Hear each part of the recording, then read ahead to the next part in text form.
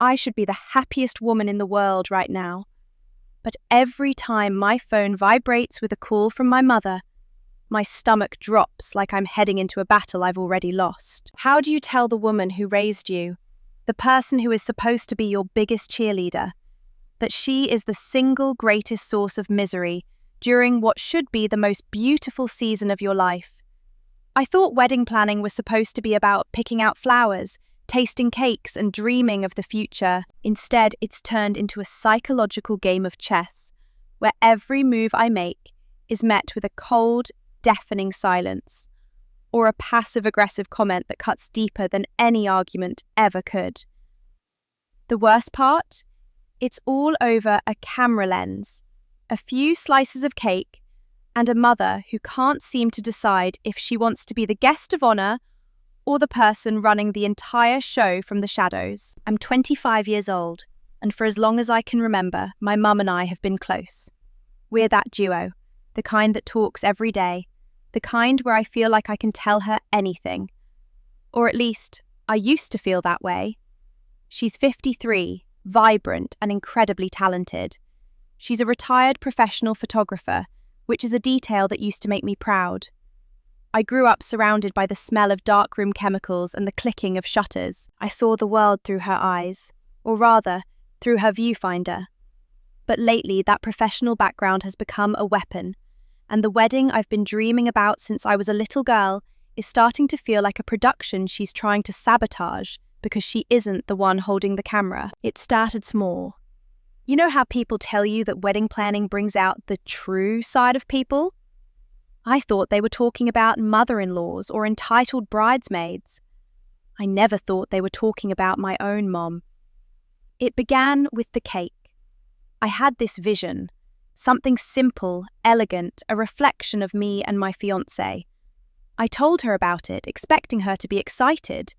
Instead, I got a flat, "No, you shouldn't do that." No explanation, no constructive feedback, just a door slammed in my face.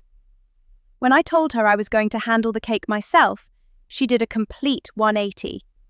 Suddenly, she was the one who was going to buy the cake. She insisted, she pushed, and when I declined, multiple times, mind you, because I wanted to stay in control of my own day, she didn't just get annoyed, she went pouty. That's the only word for it. It's this specific brand of emotional withdrawal that makes you feel like you're 5 years old again and you've just broken her favourite vase. She gets quiet.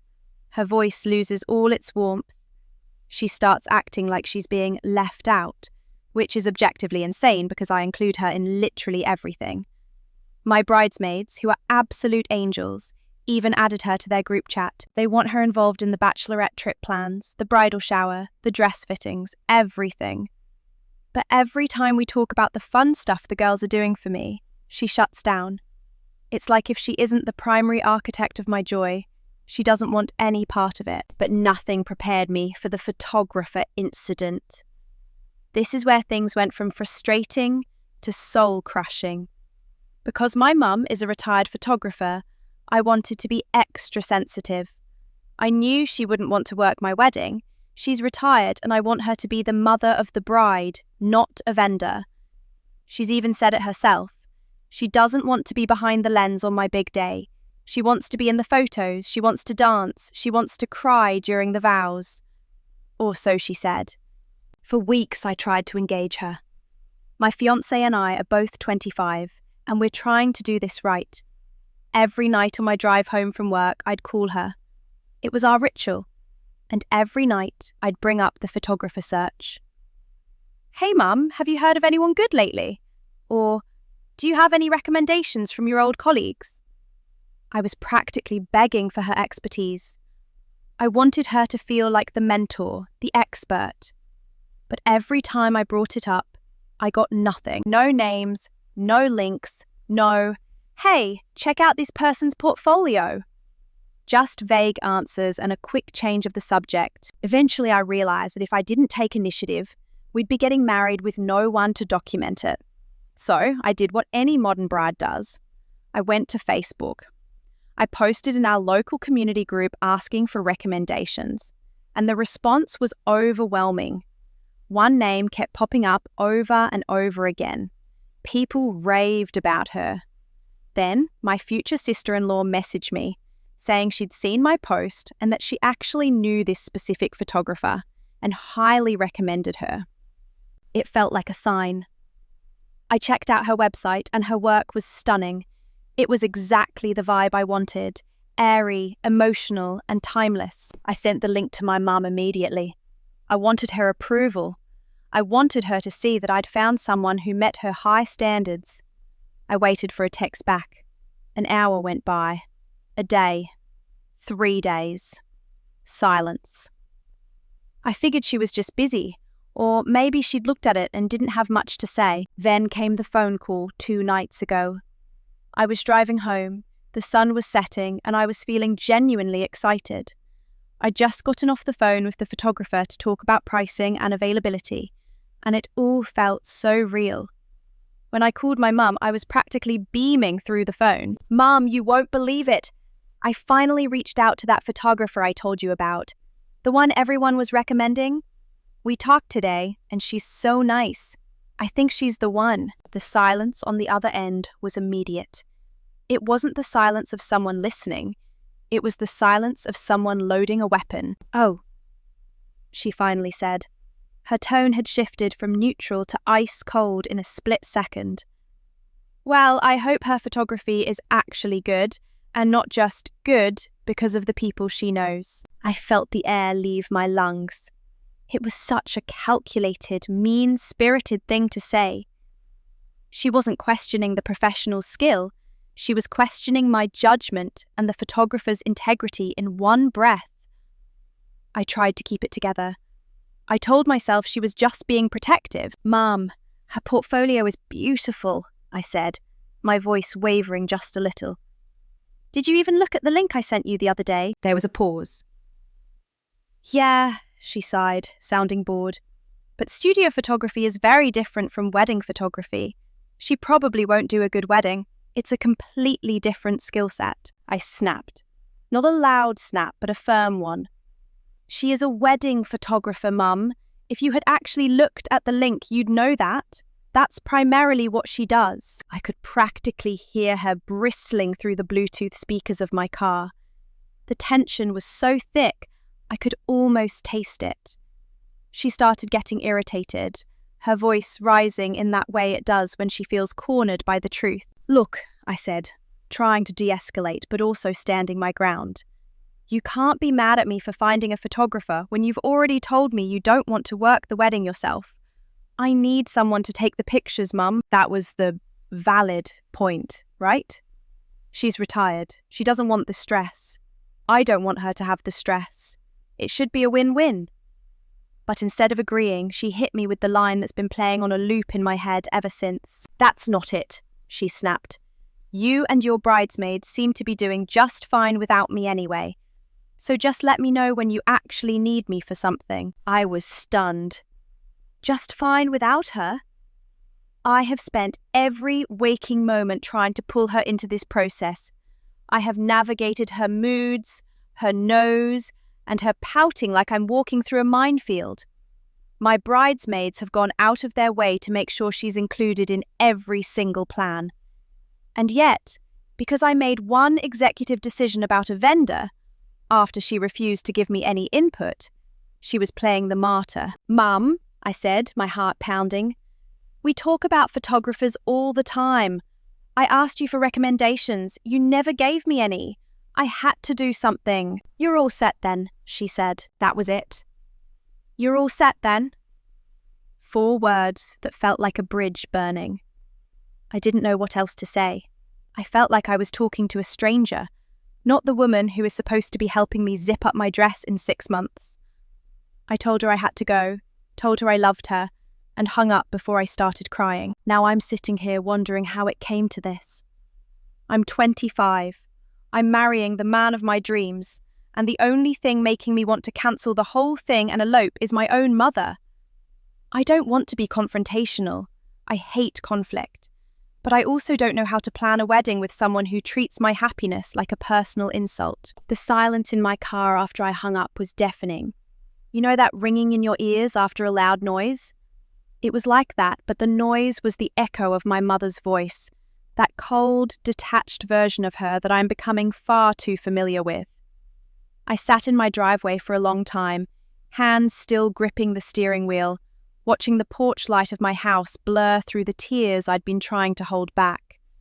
This was supposed to be the fun part. This was supposed to be the time we bonded over lace swatches and floral arrangements.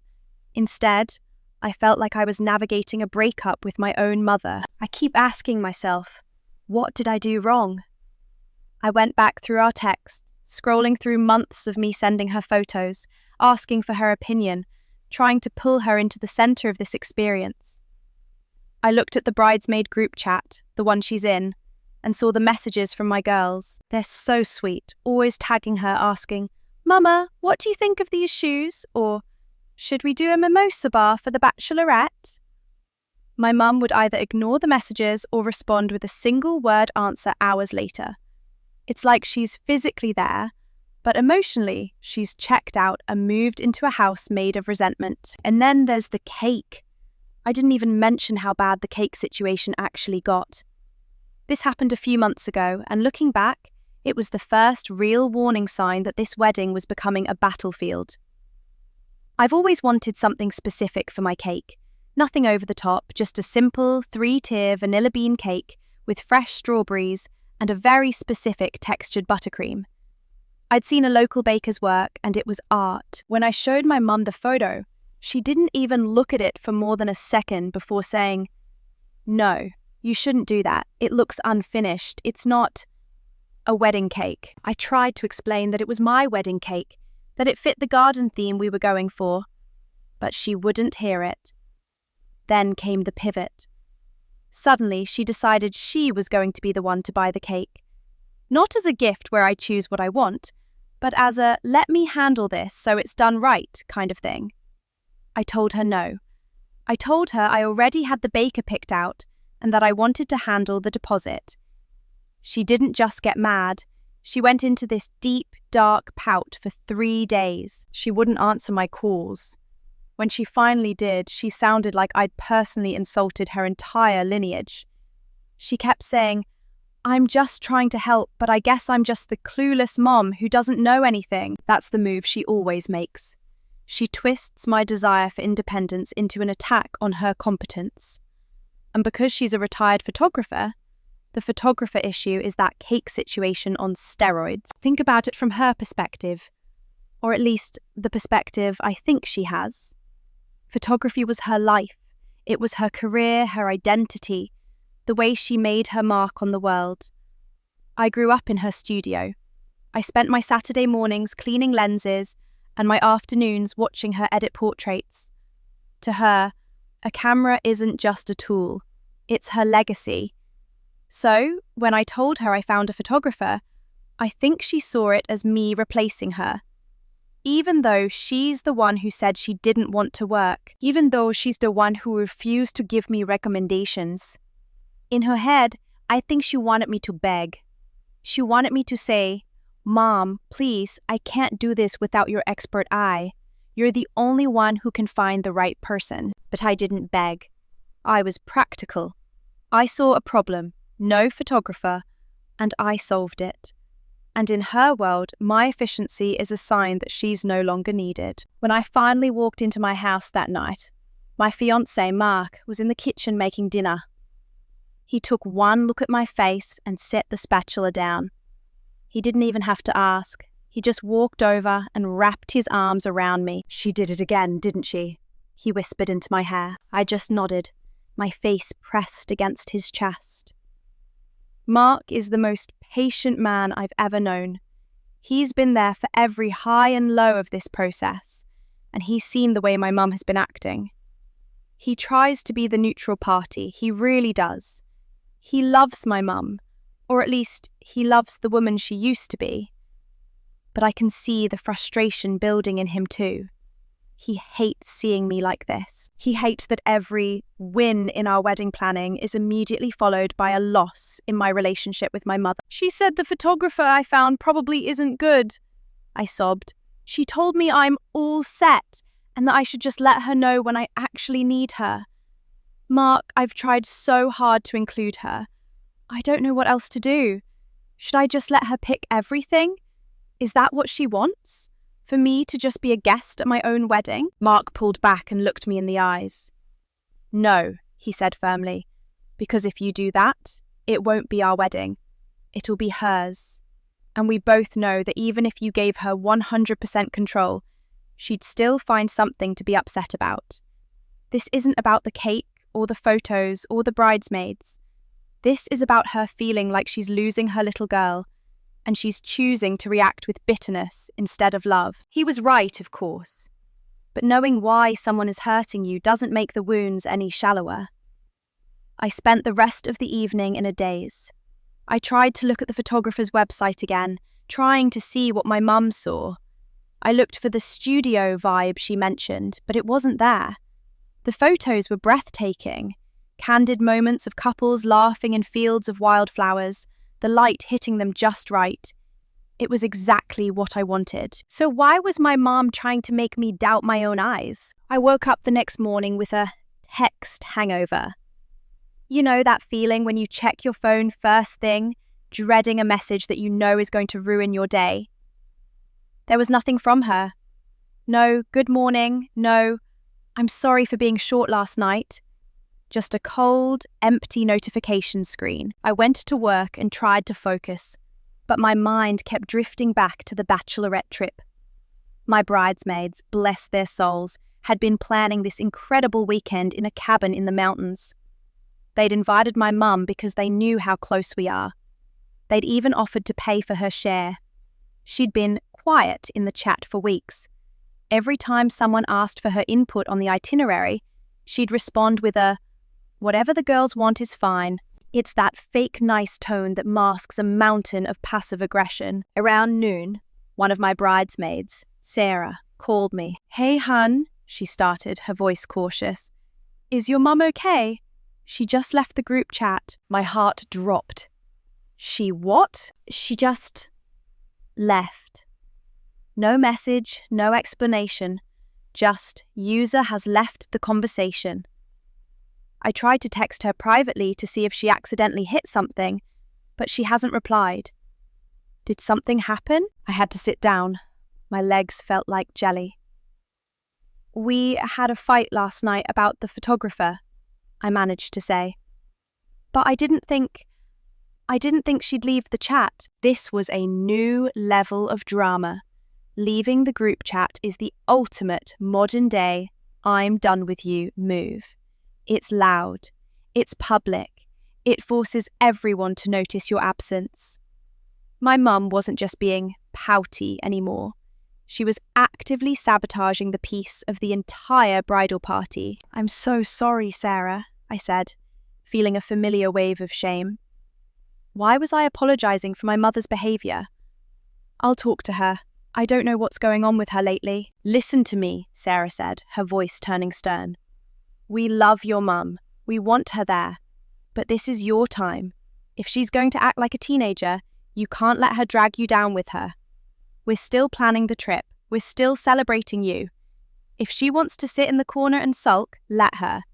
But don't let her take your joy." I hung up, but Sarah's words didn't stick. How could I have joy when my mother was effectively ghosting my wedding? I felt like a little girl again, standing in the middle of a room, screaming for attention, while the person I needed most turned their back on me. I decided I couldn't let it sit. I had to face her. I couldn't do this over the phone anymore. I needed to see her face. I needed to understand if she realized how much she was hurting me, or if she was so blinded by her own left-out narrative that she couldn't see the wreckage she was leaving behind. I drove to her house after work. My stomach was in knots. I didn't even know what I was going to say. Part of me wanted to scream, to ask her why she was doing this to me. Another part of me just wanted to crawl into her lap and ask for my mum back. When I pulled into her driveway, her car was there. The lights were on. I took a deep breath, gripped my steering wheel one last time, and stepped out into the cool evening air.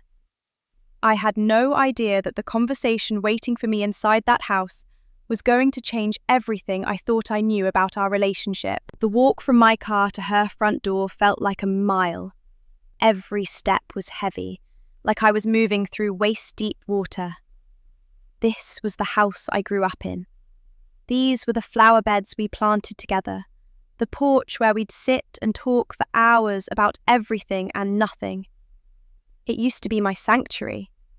Now it felt like I was walking into a courtroom where I'd already been found guilty of a crime I didn't understand. I didn't knock. I still have a key, but for the first time in my life, I hesitated to use it. I took a breath, turned the lock, and stepped inside. The house smelled like the candles she always burns, vanilla and lavender, a scent that usually calms me. Today, it felt suffocating. "Mum," I called out.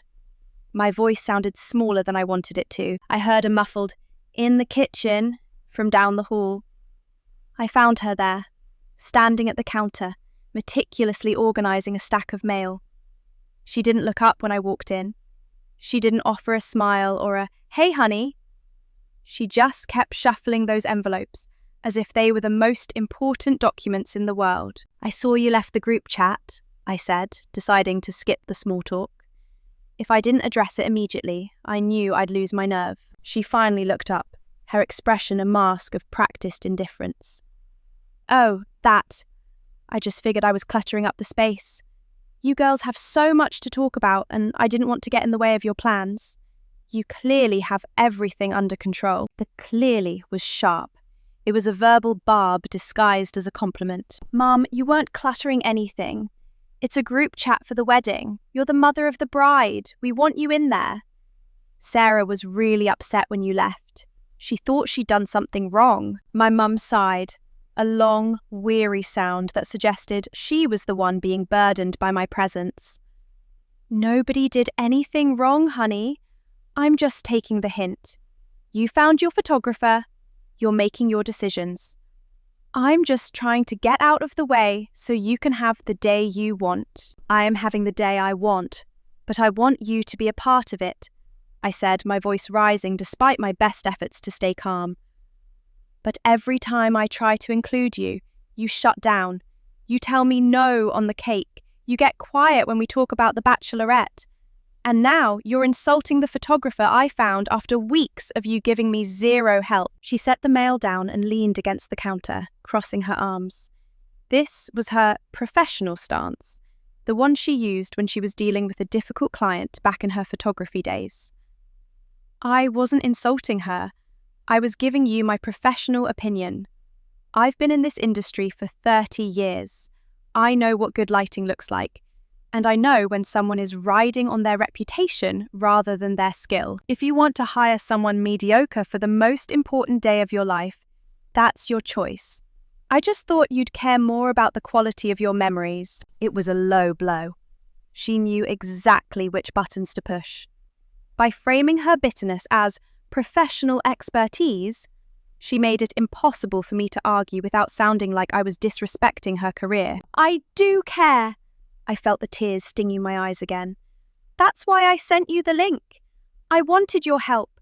I wanted you to say, 'Hey, look at this specific thing,' or 'Ask her about this.' But you didn't. You said nothing for 3 days, and then you told me she was probably bad. How am I supposed to win with you?" "You don't have to win anything," she said, her voice dropping to a whisper that was somehow louder than a scream. "You've made it very clear that you and your friends have this handled. I'm just a guest. That's what you wanted, right? For me to just sit there in a nice dress and not work the wedding? Well, congratulations. I'm sitting back. I'm staying out of it. Isn't that what you asked for?" I stood there, stunned.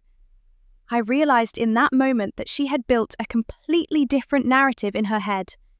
In her version of the story, I was the ungrateful daughter who was pushing her mother away, stripping her of her identity as an expert, and replacing her with friends. She didn't see my invitations as genuine. She saw them as pity. She didn't see my independence as a sign of maturity. She saw it as a rejection. "Mum," I said, trying to reach through the wall she'd built. I didn't ask you to stay out of it. I asked you to be my mum. I don't need a photographer right now. I don't need a wedding planner. I need my mum to be happy for me. I need you to be excited that I'm marrying Mark. Why is that so hard? For a split second, the mask flickered. I saw a flash of something, maybe guilt, maybe sadness in her eyes. But then she blinked and the ice was back. I am happy for you, she said flatly. I've told you that. But I'm not going to pretend to be excited about choices that I think are mistakes. If you want a cheerleader who just says yes to everything, ask your bridesmaids. If you want my honest opinion, you're going to have to deal with the fact that I don't always agree with you. There's a difference between an honest opinion and being mean, I said. And leaving the group chat was mean. It was a way to make us feel bad for planning something fun. I have to go, she said suddenly, picking up her car keys from the counter. I promised your aunt I'd drop some things off. We can talk about this later when you're not so emotional. The too emotional comment was the final straw. It's the ultimate gaslighting tool, labeling someone's valid reaction to your behaviour as a lack of emotional control. I watched her walk past me, the scent of lavender following her, and I felt a sense of loss so profound it physically hurt. I didn't follow her. I didn't stay in the house. I walked back to my car, my mind racing. I realised that my mum didn't want to be included in the way I was offering. She wanted to be essential. She wanted the wedding to be a puzzle that only she could solve. And because I was proving that I could do it, that I was a capable, grown woman who could hire a photographer and pick a cake, I was inadvertently showing her that she was dispensable. But I'm not her employee. I'm her daughter. And a wedding isn't a professional gig. It's a family milestone. I drove home in a daze. When I got back, Mark was waiting on the porch. He didn't ask how it went. He could see it in the way I parked the car, the way I slammed the door. He just opened his arms and I fell into them, sobbing. She's not coming around, Mark, I choked out. She's digging in. She thinks I'm the one being difficult. I know, he said, rubbing my back. I know. But we have to decide something, and we have to decide it now. I looked up at him, my eyes red and swollen. Decide what? What the boundary is, he said firmly. We love her, but we can't let her hold our wedding hostage. If she wants to be a guest, we treat her like a guest. We stop asking for her opinion. We stop trying to force her into the planning. We send her an invite. We tell her what time to show up. And we focus on us. Because right now, this wedding is about your mum's ego, and it's supposed to be about our life together. The thought of stopping the invitations, of truly leaving her out as she'd accused me of doing, felt like a betrayal. But as I looked at Mark, the man I wanted to build a future with, I realised he was right. I had spent months trying to pull her into my world, and all she'd done was try to set fire to it. Maybe the only way to save our relationship was to stop letting her be a part of the wedding planning altogether. But how do you tell your mother that she's been demoted from partner to guest without ending the relationship for good? That night, I didn't sleep. I laid in bed staring at the shadows on the ceiling, Mark's steady breathing the only thing keeping me grounded. His suggestion, to treat my mother like a guest, felt like a nuclear option. It felt like I was officially giving up on the dream of the mother-daughter wedding experience. You know the one I'm talking about, the one in the movies where you're laughing over champagne. She's wiping a tear away as you find the dress. And she's the person you lean on when the stress of the guest list becomes too much. I was mourning a relationship that was still alive, and that is a very lonely kind of grief. But the next morning, I woke up with a strange sense of clarity. It was the kind of clarity that only comes after you've hit rock bottom. I realised that for months, I had been handing my mother a shovel and then acting surprised when she used it to dig a hole for me to fall into. Every time I asked for her opinion, I was giving her permission to hurt my feelings. Every time I begged for her involvement, I was reinforcing her belief that she was the centre of this narrative. I decided, then and there, no more. I didn't call her on my drive home from work that day. It was the first time in 3 years I hadn't made that call. My hand practically itched to reach for the Bluetooth dial, a reflex born of habit and a desperate need for connection. But I stayed strong. I put on a podcast, took the long way home, and tried to breathe. 3 days went by. Then 4. My phone remained silent. No text from her, no thinking of you messages. It was a standoff. I was waiting for her to realize I'd stopped chasing her, and she was likely waiting for me to come crawling back with an apology for being too emotional. The real test came when I had my first meeting with the florist. This was a big one. I had been looking forward to this for months. I love flowers, the way they can transform a sterile room into a living, breathing forest. I had a vision of wild greens, deep burgundies, and pale creams. Normally, I would have sent her 20 different Pinterest pins before the meeting even started. I would have asked her what she thought of ranunculus versus peonies. This time, I went alone.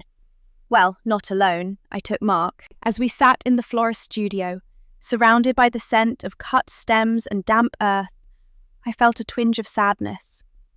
I saw a mother and daughter at the table next to us, leaning over a book of arrangements, whispering and smiling.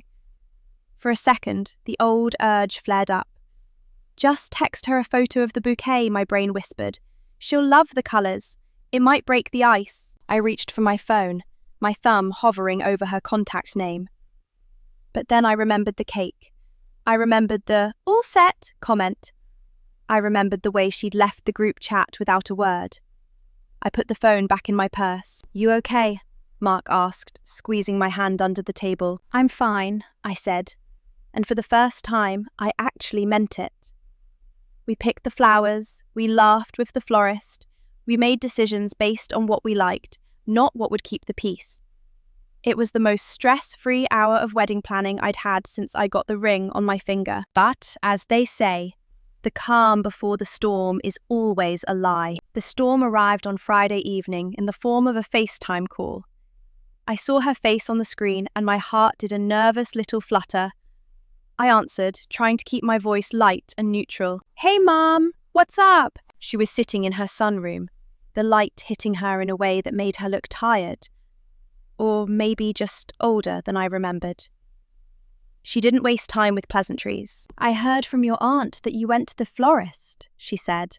Her voice wasn't cold this time. It was brittle, like dry glass. I felt a surge of irritation. My aunt, of course. My mum's sister is the family's unofficial news reporter. Yeah, Mark and I went on Wednesday. We finally picked everything out. It's going to be beautiful. There was a long pause. I watched her on the screen, waiting for the, no, you shouldn't do that, or the, I hope the flowers aren't wilted. But instead, she just looked at me with this expression I couldn't quite read. You didn't tell me you were going, she said softly. Mom, you left the group chat, I reminded her, keeping my voice steady. And the last time we talked, you told me I was all set, and that you were staying out of it. I didn't want to bother you with details you clearly weren't interested in. I never said I wasn't interested, she snapped, the brittleness turning into a sharp edge. I said you didn't need me. There's a difference. But to find out from your aunt that my only daughter is picking her wedding flowers without even a phone call, do you have any idea how that makes me look? Do you know how embarrassing that is? And there it was, the truth. It wasn't about the flowers. It wasn't even about being left out. It was about the optics. It was about her role as the expert mother of the bride being threatened. If people knew she wasn't involved, it meant she wasn't the essential, all-knowing figure she'd spent her life being. This isn't about how you look, Mum, I said, feeling a strange sense of power. This is about my wedding. I've spent months trying to include you. I've practically begged for your help. And every time I did, you used it as an opportunity to make me feel small, or to tell me my choices were wrong. So, I took your advice. I'm doing it myself. I thought that's what you wanted. I wanted you to respect my experience, she cried out. I spent 30 years in the wedding industry. I know more about this than any of your little friends. I thought you'd want the best for your day, but you're so intent on being independent that you're willing to settle for second-rate vendors just so you can say you did it without me. The photographer isn't second-rate, I yelled back, finally losing my cool. The cake isn't second-rate. The only thing that's second-rate right now is the way you're treating me. You are acting like a child because you aren't the one in charge. You say you're retired, but you're trying to manage this like a photo shoot. I'm not a model, Mum. I'm your daughter, and this isn't a job, it's my life. She went dead silent. The kind of silence that usually precedes her hanging up. But she didn't hang up. She just sat there, staring at the camera, her chest heaving. If that's how you feel, she whispered, then maybe I really shouldn't be involved at all. Maybe I should just show up as a guest, like you and Mark seem to want. That's exactly what I want, I said, my voice trembling but firm. I want you to show up. I want you to wear a beautiful dress. I want you to sit in the front row and watch me marry the man I love. I want you to give me a hug and tell me I look pretty. That's all I've ever wanted. I don't want a consultant. I don't want a photographer. I don't want a critic. I just want my mum. For the first time in this entire process, she didn't have a comeback. She didn't have a passive-aggressive barb or a professional opinion. She just looked defeated. Fine, she said. Just a guest. I'll send you my RSVP in the mail like everyone else. She hung up then. I sat there in the silence of my living room, the blue light of the phone screen fading to black. I should have felt relieved. I'd set the boundary. I'd said the things I needed to say. But all I felt was a crushing weight in my chest. I had won the argument, but it felt like I'd lost a part of her in the process. The next few weeks were a blur of activity. Without the constant back and forth with my mum, the planning moved at lightning speed. Mark and I finalised the menu, sent out the invitations, and even picked our first dance song, a classic Etta James track that made us both cry in the kitchen. But there was a ghost at every meeting. Every time I made a choice, I'd wonder what she'd think. I'd see a certain flower or a specific font on a menu card and think, she'd hate that. It's amazing how much space someone can take up in your head, even when they're not talking to you. I started to realise that the pouty behaviour wasn't just a mood, it was a defence mechanism. My mum didn't know how to be just a mum. She'd been a professional, a provider, and an expert for so long that she didn't know how to exist in a space where she wasn't the one with the answers. By taking away her authority over the wedding, I had accidentally taken away her sense of purpose. But did that give her the right to ruin my happiness? No. About a month before the wedding, something happened that changed the trajectory of everything. I was at my final dress fitting. My bridesmaids were there, drinking champagne and taking videos. It was supposed to be a joyous occasion, but when I looked in the mirror, all I could think about was the empty chair in the corner of the bridal suite. The chair where my mum was supposed to be sitting. I had invited her, of course. I'd sent her the date and time. She'd responded with a simple, "I have an appointment that day. Have fun." As the seamstress pinned the lace on my train, I felt a tear roll down my cheek. "Is it too tight, sweetie?" the seamstress asked, looking concerned. "No," I whispered. "It's perfect. It's a lot." My bridesmaid Sarah came over and put an arm around me. "You look like a literal angel, okay? Don't let her absence be the thing you remember about today. Look at yourself. You did this. You're becoming a wife. You're amazing." I nodded, trying to smile for the cameras. But inside, I was making a decision. I couldn't go into my wedding day with this wall between us. I couldn't walk down that aisle knowing my mother was sitting in the audience like a stranger. I needed to make one last attempt. Not to include her in the planning, that ship had sailed, but to heal the heart of the matter. I needed to find out if there was still a mum under all that retired photographer baggage. I didn't call her. I didn't text. I did the only thing I knew would get her attention. I drove to her house, but this time I didn't bring my frustrations. I brought a box. Inside that box was something I'd been saving for years, something I'd almost forgotten about. It was an old, leather-bound portfolio she'd given me when I was 10 years old. It was filled with the very first photos she'd ever taken of me. Candid, blurry, beautiful shots of a little girl who thought her mother was a magician. I knocked on her door. When she opened it, she looked surprised to see me. She looked like she'd been crying, though she tried to hide it by rubbing her eyes. "I'm not here to talk about the flowers, Mum," I said before she could say a word. "And I'm not here to talk about the photographer. I just wanted to show you something." I held out the box. She hesitated for a long time, her hand resting on the doorframe, her eyes darting between the weathered cardboard box and my face. For a moment, I thought she might actually close the door. I could see the battle playing out in her expression, the pride that wanted to stay behind her barricade, and the motherly instinct that wanted to reach out. Finally, she stepped back, gesturing for me to come in. The house was quiet. The kind of heavy silence that settles in when someone lives alone with their thoughts for too long. We went to the kitchen table, the same place where we'd looked at countless bridal magazines just months ago, back when everything felt hopeful. I set the box down and carefully lifted the lid. I pulled out the leather-bound book. The edges were scuffed, the leather cracked from years of being tucked away in the back of my closet. I opened it to the first page. It was a black and white shot of me at 4 years old, chasing a butterfly in our backyard.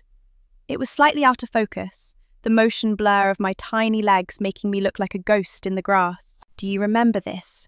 I asked, my voice barely a whisper. My mum leaned in, her glasses sliding down her nose. She reached out, her finger trembling as she traced the outline of my younger self.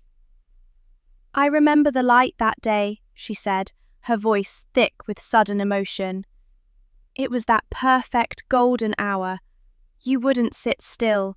I was so frustrated because I wanted the perfect shot, but you were just living."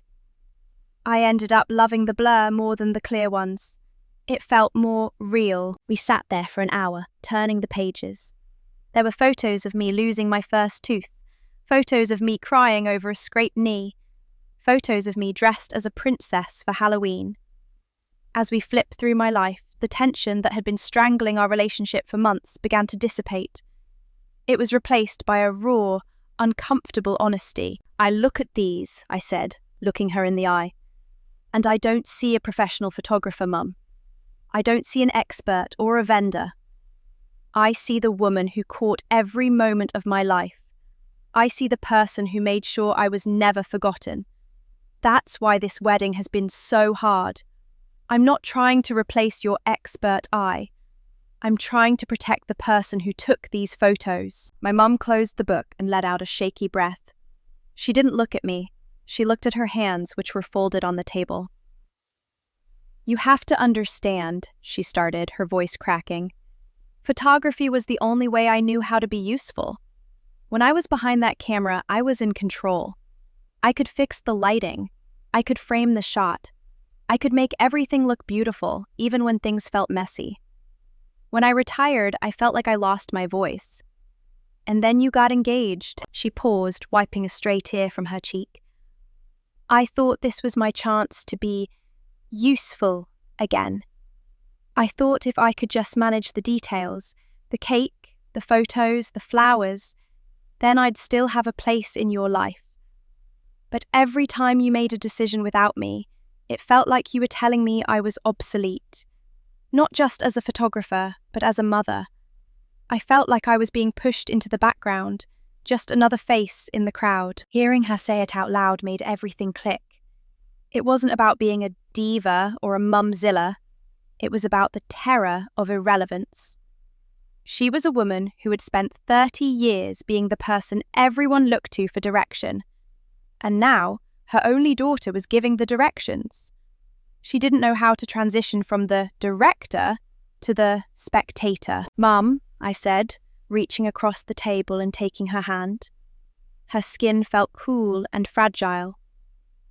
"You will never be just a face in the crowd. You're the reason I'm standing here.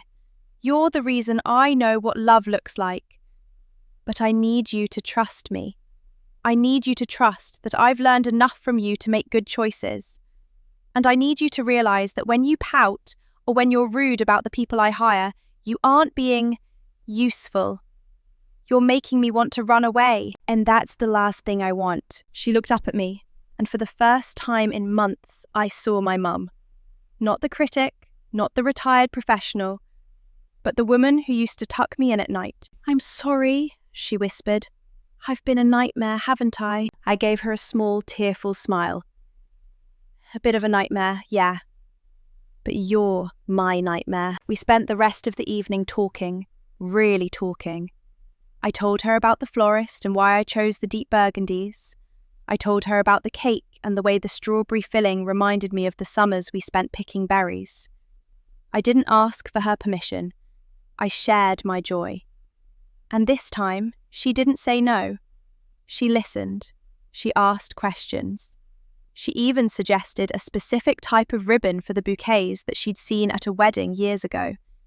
It was a suggestion, not a demand. And because it wasn't a demand, I actually liked it. I left her house that night feeling like a mountain had been lifted off my chest.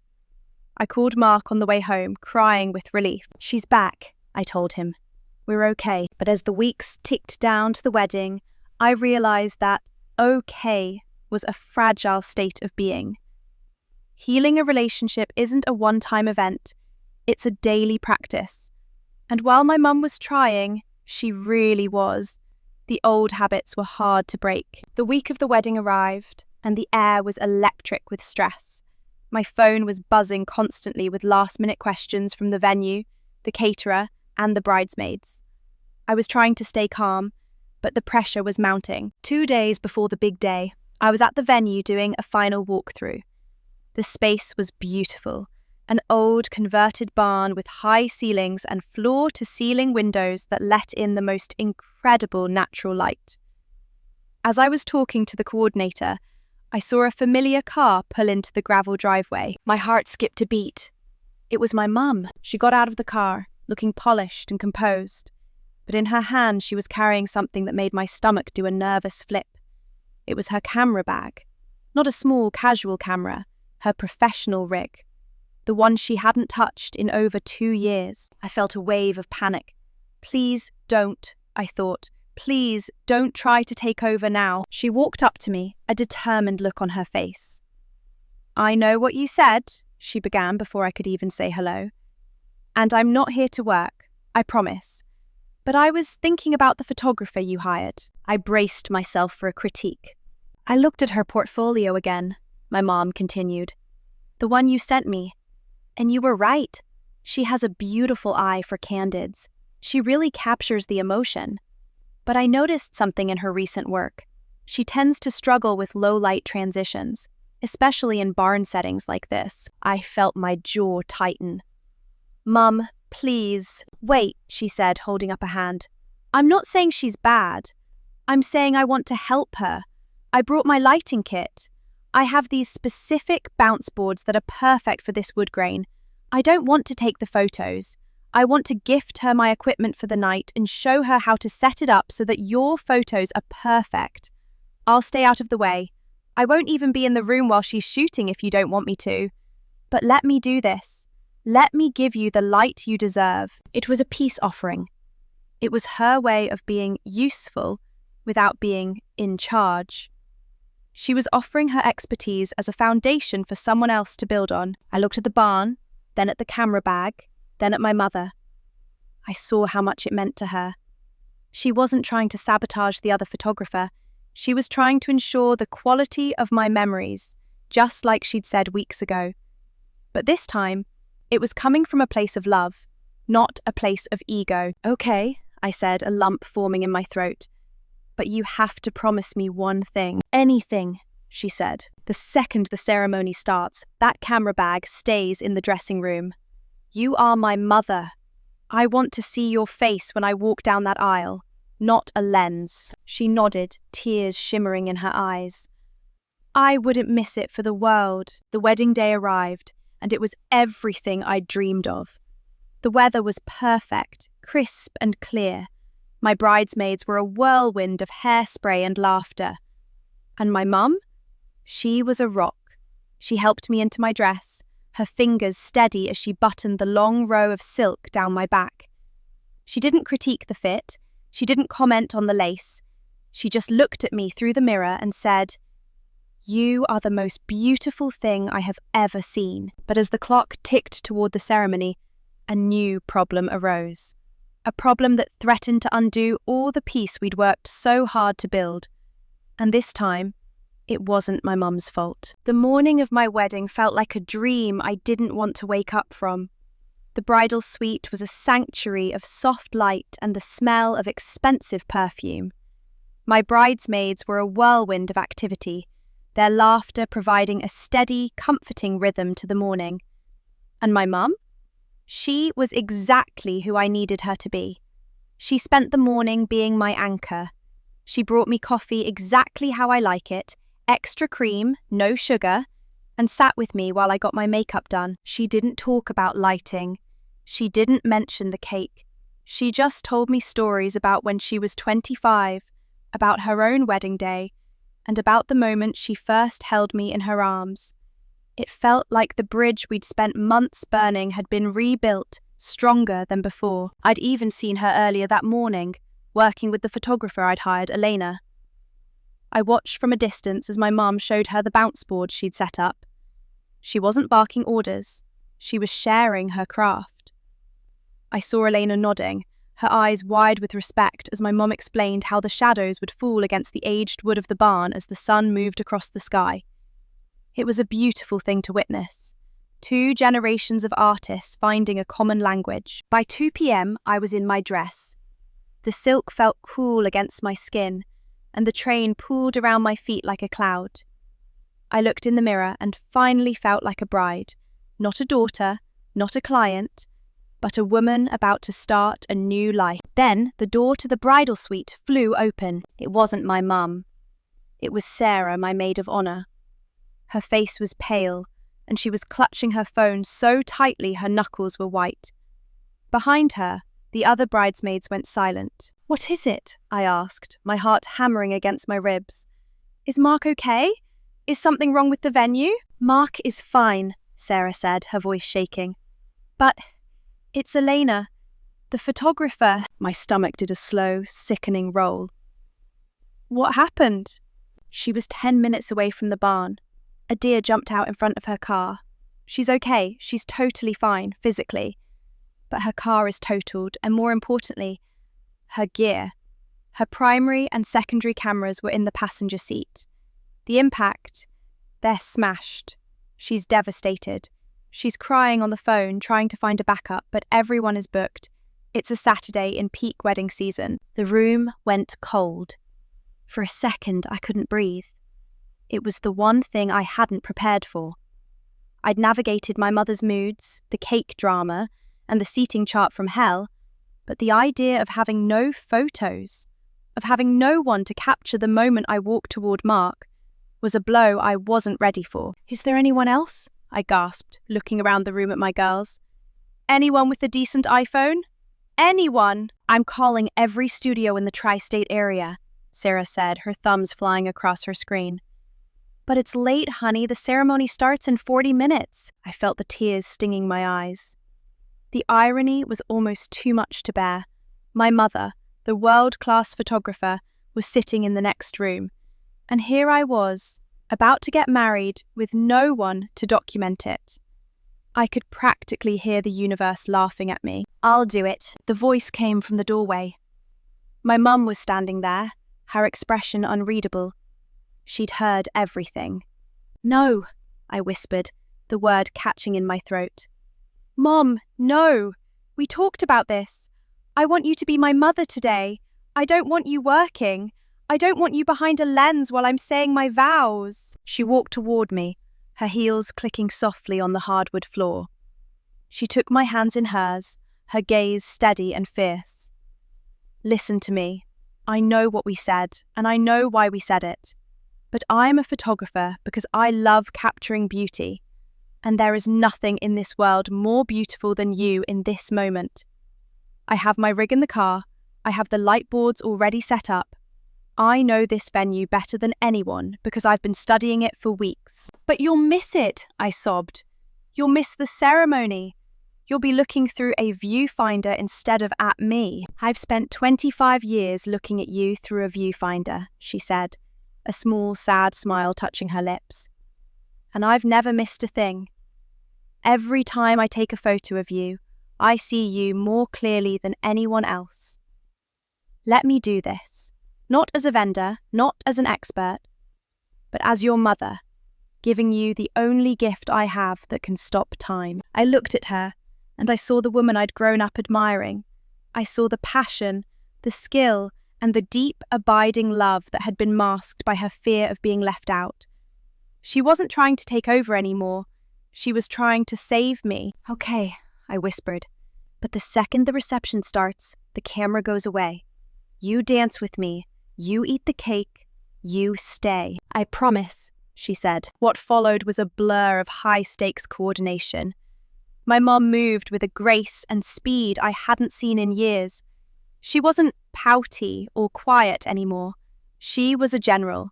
She directed the bridesmaids to help her move the lighting kits. She called Elena, calmed her down, and told her to focus on getting home safely while she handled the rest. The ceremony began at 3 p.m. sharp.